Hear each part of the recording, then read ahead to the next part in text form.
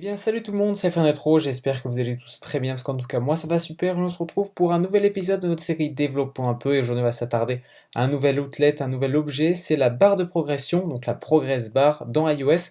Je vais vous dire aujourd'hui comment elle fonctionne et surtout comment bien l'utiliser.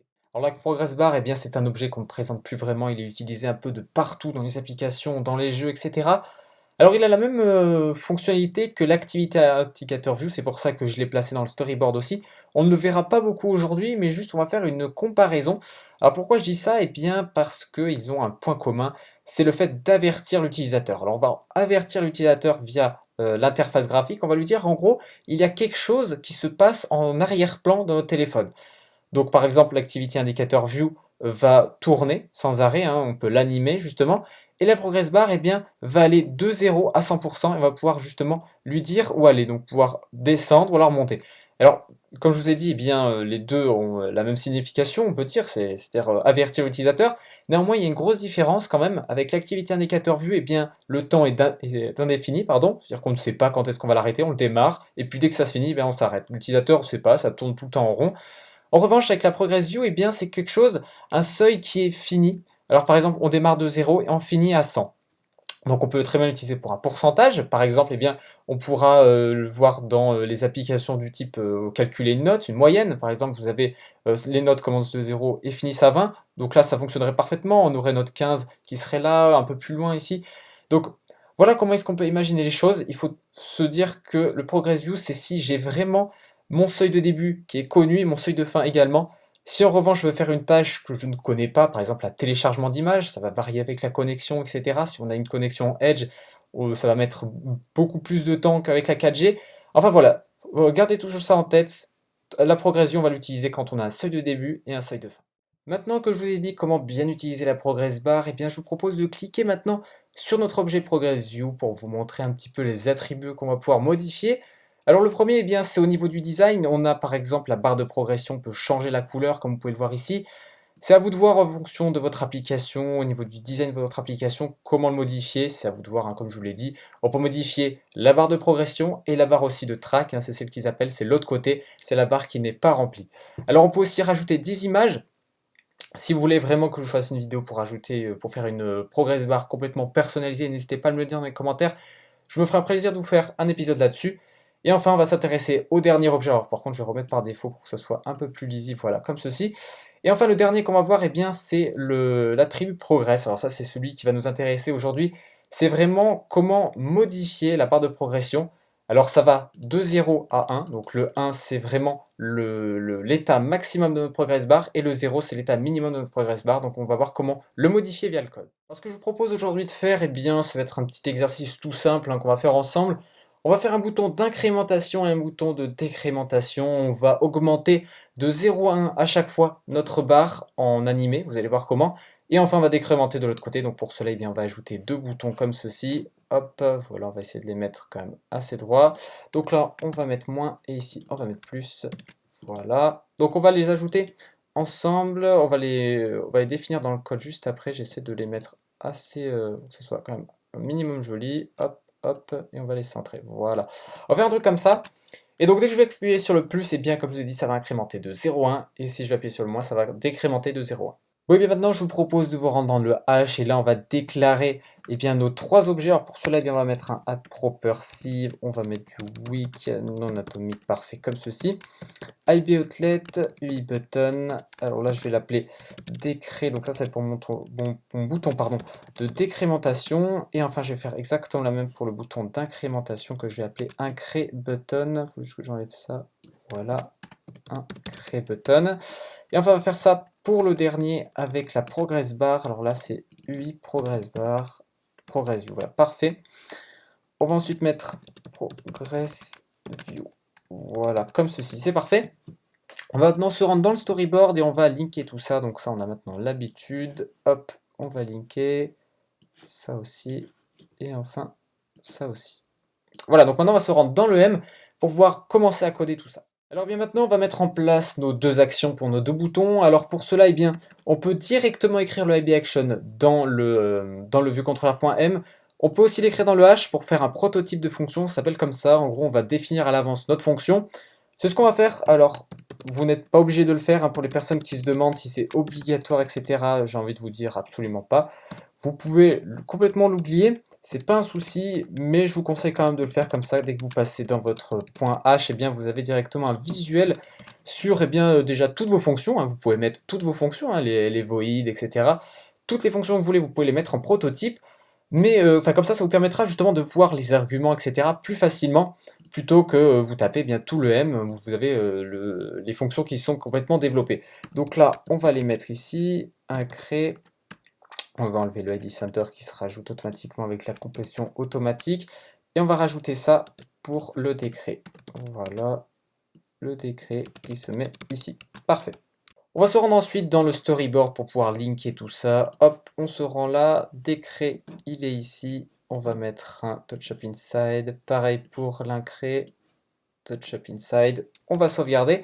Et on va se rendre dans le M et on va commencer à décrire nos fonctions incréaction et décréaction. Alors quand on va appuyer sur le bouton d'incrémentation, nous ce qu'on va faire, eh bien, c'est d'augmenter la progression de la barre de 0 à 1. Alors ne surtout pas l'augmenter de 1, alors là il faut faire attention. Pourquoi? Comme je vous l'ai dit, notre barre de progression est toujours de 0 à 1. Rappelez-vous beaucoup, parce que vous aurez sûrement à faire des divisions, vous aurez sûrement à faire des pourcentages. Donc si vous mettez 70 dans la barre de progression, lui il ne va pas comprendre, il va automatiquement vous la remplir à 100. Donc nous, ce qu'on va faire ici, on va l'incrémenter de 0,1. Je vous montrerai comment faire 2-3 petits calculs pour faire un pourcentage, un vrai, via notre progress bar. Alors pour cela, on a plusieurs méthodes. On a la première méthode qui agit très simplement. On va récupérer l'attribut progress et à cet attribut, on va lui attribuer, on va l'incrémenter de 0,1.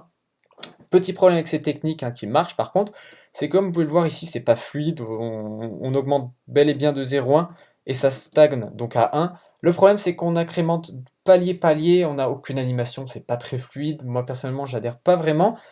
Je vais vous montrer comment changer tout ça. Alors, c'est très simple, on a juste à déclarer une variable float qu'on va appeler progression, voilà, comme ceci.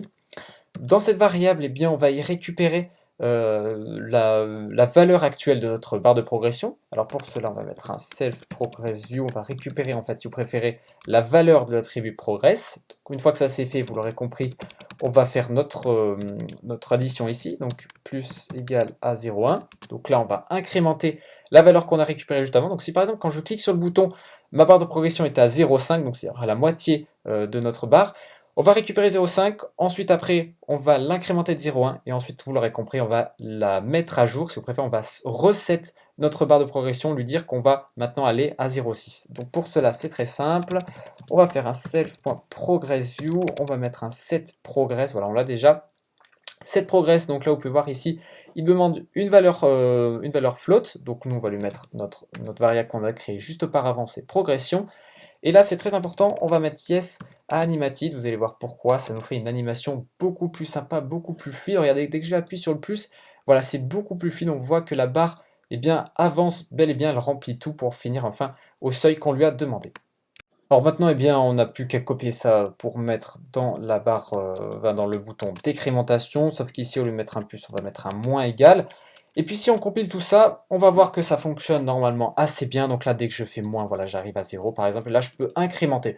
Donc là, on a bien réussi notre barre de progression, ça fonctionne plutôt bien. On se retrouve maintenant pour un nouveau type d'interaction avec vous. En effet, j'ai décidé d'intégrer une nouvelle fonctionnalité dans Développons un peu. Alors dans Développons un peu, et bien maintenant je vais vous expliquer l'objet, en l'occurrence la Progress View, je vais expliquer comment ça marche, je vais vous donner aussi des exemples. Et une fois qu'on aura fait ces deux choses-là, et bien je vous proposerai maintenant de réaliser un exercice par vous-même pour mettre en application tout ceci. Alors l'exercice, rassurez-vous, il ne va pas durer 2 heures, ça ne sera pas des trucs vraiment immondes, hein, ça sera juste justement pour vous aider à mieux réussir. Donc ça sera de quelques minutes, je vais vous donner un petit sujet, vous allez le réaliser, donc vous mettez sur pause la vidéo, vous le réalisez de votre côté, vous y arrivez, vous n'y arrivez pas, il n'y a pas de problème, vous remettez en lecture la vidéo quand vous voulez. Je vous donnerai ensuite une correction, alors là j'attire votre attention là-dessus qu'il n'y a pas de correction ultime, hein, bien évidemment. Chaque correction est différente, vous pouvez y arriver par différentes manières, etc. Donc c'est pour ça que je vous demanderai dans les commentaires eh bien, de poster votre propre solution à vous. Comme ça, on pourra, moi-même ou bien d'autres personnes, vous corriger si vous avez fait par exemple 2-3 petites erreurs au niveau de l'optimisation ou autre. Voilà, donc n'hésitez pas à dire si le concept vous intéresse dans les commentaires, si vous en voulez plus, si vous en voulez moins, vous n'en voulez plus du tout. J'espère en tout cas que ce concept vous plaît, donc n'hésitez pas encore une fois à réagir dans les commentaires pour cela. Donc on va commencer tout de suite par le premier sujet. Alors pour ce premier exercice, je vous propose de réaliser quelque chose de relativement simple, ça sera pour un étudiant. Ce qu'on va faire ici, on va rentrer une valeur, donc une valeur qui sera située entre 0 et 20, donc ça sera notre note qu'on aura obtenue au dernier DS. Viens, on appuie sur un bouton, eh bien on va devoir mettre à jour notre progress bar pour situer justement où se situe notre note, si on se situe plus vers la fin, plus vers le début ou bien carrément au milieu. Alors je vais vous mettre en place quelques petites contraintes. Alors la première eh bien, va être d'utiliser uniquement un button, un text field et enfin une progress bar, donc normalement tout s'affiche à l'écran. Vous pouvez aussi mettre optionnellement un label si vous voulez voir ce que l'utilisateur a rentré, c'est vous qui voyez si vous le mettre ou non. Et enfin, deuxième petite contrainte que je vous propose de faire ici, c'est qu'une fois que vous aurez appuyé sur le bouton de validation du text field, et bien de vérifier la valeur qui a été entrée, si elle a bien été entrée, si la valeur est bien comprise entre 0 et 20.